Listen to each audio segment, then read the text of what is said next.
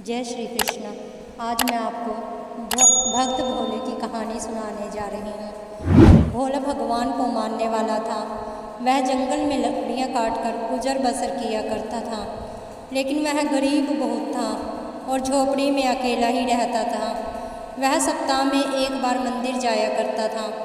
एक दिन उसने देखा कि भगवान की मूर्ति के सामने बहुत दीपक और अगरबत्ती जल रही है, जिसके कारण हर तरफ धुआं धुआं हुआ था।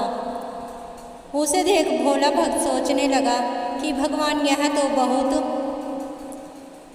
आदती है कि प्रभु आपकी आंखें जल रही होंगी, सांसें में दम घुट रहे होंगे, सांस घुट रही होगी।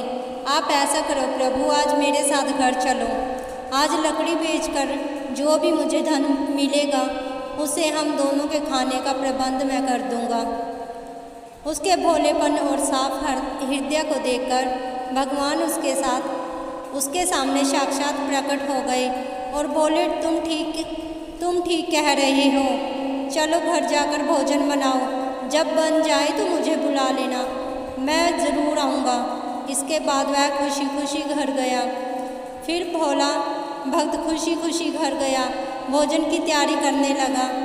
जैसे ही भोजन की तैयारी हो गई, उसी वक्त वह मंदिर की तरफ भगवान को बुलाने के लिए बढ़ा। थोड़ी दूर ही गया था, उसी रास्ते में एक बालक मिला।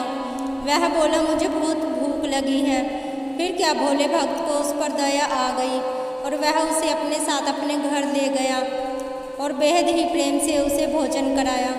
भोजन करवाने के बाद वह फिर से मंदिर की तरफ चल पड़ा। फिर रास्ते में उसे एक बुढ़िया मिल गई और बोली, मैं बहुत दिन से भूखी हूँ, अगर कुछ खाने को मिल जाए तो तुम्हारा भला हो जाएगा बेटा।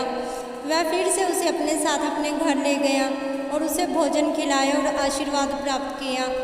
अब भोले के घर का राशन खत्म हो गया तो वह लाला की दुकान पर राशन लेने गया।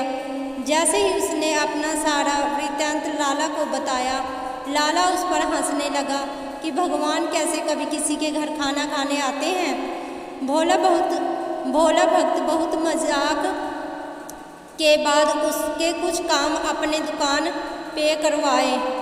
मजाक उड़ाने के बाद उसने कुछ काम बहुत सारा काम उससे कराया और उसके बदले भोले को बहुत सा सामान दे दिया। राशन लेने के बाद घर में खाने की तैयारी करने लगा। जैसे ही तैयारी हो गई, वह फिर मंदिर की तरफ चल पड़ा। रास्ते में फिर एक बूढ़ा आदमी भूखा प्यासा बैठा था। फिर वह तीसरी बार उसको घर ले गया और उसे बहुत प्रेम से भोजन खिलाया। कुछ राशन शेष बचा था। फिर चला भगवान को बुलाने और आखिर मंदिर पहुंचा और भगवान को न्योता दिया और बोला कि भगवान चलो, घर में खाना तैयार है, चलो प्रभु मेरे साथ चलो। उसे देख प्रभु बोले कि भोले, मैं तो भोजन 3 बार पहले ही कर चुका हूँ। भोला भक्त बोला कि हे भगवान, मैंने तो आपको खाना खिलाया नहीं, आप तो मंदिर में हैं अभी तक। भगवान बोले कि जो एक बूढ़ी माता और एक बूढ़े व्यक्ति को तुमने खाना खिलाया, असल में वह मैं ही था और वो खाना आपने मुझे ही खिलाया और मेरा पेट भर गया है। भगवान ने उसे बहुत समझाया पर भोला भक्त कहाँ मानने वाला था। भगवान उसका दिल रखने के लिए उसके साथ चल पड़े। घर पहुंचने के बाद भगवान बोले, चलो मैं एक शर्त पर खाना खाऊंगा। भगवान ने उसे बहुत समझाया लेकिन वह भोला भक्त नहीं समझ पाया। भगवान उसको दिल रखने के लिए उसके साथ चल पड़े। घर पहुंचने के बाद भगवान बोले, चलो मैं एक शर्त पर खाना खाऊंगा। भक्त भोला बोले, प्रभु कौन सी शर्त है? तुम्हें वह मेरे साथ खाना पड़ेगा। तो फिर भोला भक्त और प्रभु एक ही थाली में खाना खाने लगे। जैसे ही प्रभु खाना खा रहे थे, वैसे ही भोले के दिन बदल गए। वह धन धान्य से पूर्ण हो गया, उसके पास किसी भी चीज़ की कमी नहीं रही। प्रभु की कृपा उस पर असीम बरसने लगी। यह सब देख वह लाला जो उस पर हंस रहा था, वह यह देखकर हैरान हो गया और लाला मंदिर जाकर भगवान को न्योता देने लगा कि प्रभु आज मेरे घर आओ और खाना खाओ। प्रभु उसे बोले कि तुम घर जाकर प्रबंध करो और जब बन जाए तो मुझे बुला लेना। लाला खुशी खुशी घर गए और अपने नौकरों से बोला कि मंडप की तैयारी करो, 36 प्रकार के बढ़िया भोजन बनाओ।